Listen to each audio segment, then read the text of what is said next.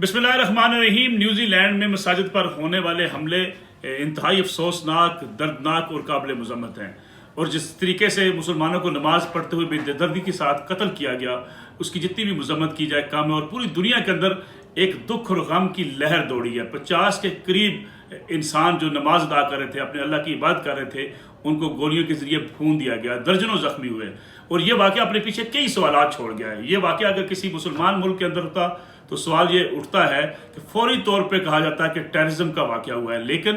अक्सर ये होता है कि अगर ऐसा वाक़या किसी ऐसे मुल्क में हो जहाँ मुसलमानों की हुकूमत ना हो या मुसलमान अक्सरियत में ना हो, तो कहा जाता है कि शूटर है, या कहा जाता है कि ज़हनी मरीज़ है, ये कहा जाता है कि कोई ऐसा शख्स था जो जुनूनी था जिसने जाके इस किस्म की वारदात कर दी। लेकिन अगर ऐसा ही वाक़या कोई मुसलमान करे या मुसलमान किसी वाक़े के अंदर मुलव्वस हो, तो फौरी कहा जाता है कि ये टेररिज्म है और इंतहा पसंदी की बात की जाती है। इंतहा पसंदी खा इस्लाम को मानने वाले करें या दीगर मज़हब को मानने वाले करें, उसको इंतहा पसंदी ही कहा जाना चाहिए। अगर मुसलमान कोई उठ के लोगों का कत्लेआम करे तो उसे भी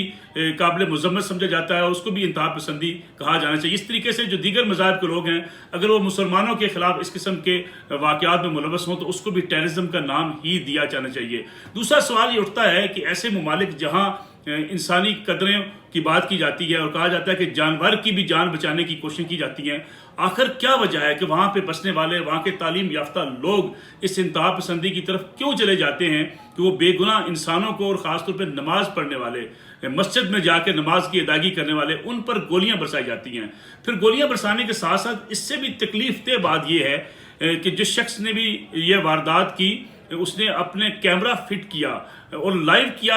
उसको सोशल मीडिया के ऊपर, फेसबुक के ऊपर। गोया इतना उसके दिल में पत्थर था कि उसने इस वाक़े में जो बेगुनाह इंसानों को कत्ल कर रहा था, पूरी दुनिया को लाइव दिखाने की कोशिश की कि लोग देखें कि मैं किस तरीके से मसाजिद में नमाज अदा करने वालों पर गोलियां बरसा रहा हूँ। गोया ये भी एक सवाल है कि आखिर ऐसी सोच क्या है, ऐसी सोच क्यों कारफरमा होती है कि एक शख्स इस हद तक चला जाता है कि वो अपने जुर्म की तशहीर भी चाहता है। दूसरा साथ साथ एक सेनेटर न्यूजीलैंड के, उनका भी एक बयान सामने आया, वो भी बड़ा काबिल मुज़म्मत है, जिसमें कहा गया कि न्यूजीलैंड जो इमिग्रेंट्स हैं, जो मुसलमान वहाँ पे जा रहे हैं इस वाक़े में, उसकी एक वजह हो सकती है। अगर ऐसी वजूहात भी तलाश की जाए तो मैं समझता हूँ ये भी हुक्मरानों के लिए, ख़ासतौर पर न्यूजीलैंड की हुकूमत के लिए सोचने का मकाम है कि ऐसी सोच क्यों परवान चढ़ती है जिसके नतीजे में ऐसी इंतहा पसंदी फ़रोग पाती है। उसके साथ साथ जो अहम सवाल है कि फेसबुक पे लाइव करना, क्या ये किसी ऐसी सोच की रामत तो नहीं है जो हम वीडियो गेम्स बना रहे हैं, उन वीडियो गेम्स के अंदर कत्ल गारतगरी, उनके अंदर जराइम, उनके अंदर हर वक्त जंग की बात और लोगों को मारना,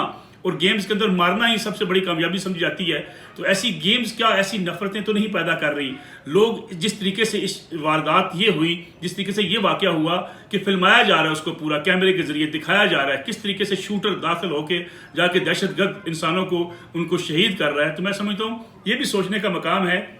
कि क्या ऐसी वीडियो गेम्स बननी चाहिए या उनके ऊपर पाबंदी होनी चाहिए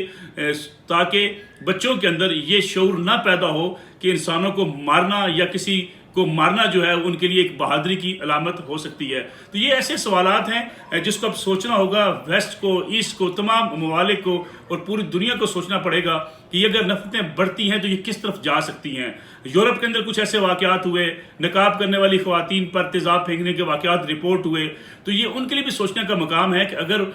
ये सोचा जाए कि अगर ये कहा जाए कि जहाँ जानवर को भी, सड़क पे गिरे हुए जानवर को उठाने की तरगीब दी जाती है, वहाँ इंसानों को मारने की सोच कहाँ से ज़हनों में जो है पैदा हो जाती है। तो ये वो सवालात हैं जिसके लिए जवाब तलाश करना अब मैं समझता हूँ अक़वाम आलम के लिए नहायत ही ज़रूरी है। ये बड़ा दर्दनाक वाक़या है, कोहराम मचा हुआ है उन घरों के अंदर जो मसाजिद में गए थे, और न्यूजीलैंड के लिए इट्सेल्फ एक बहुत बड़ा चैलेंज है। बांग्लादेश की टीम वापस आई, आलमी सतह पर न्यूजीलैंड को मुश्किलात का सामना होगा उनकी हुकूमत के लिए और उन ममालिक के लिए जहां इस्लाम तेज़ी से फैल रहा है, लोग इस्लाम कबूल कर रहे हैं। अगर वहां पे इस किस्म की वाक़यात होते हैं तो ये भी सोचने का मकाम है कि ये फिर नफरतें कौन पैदा कर रहा है।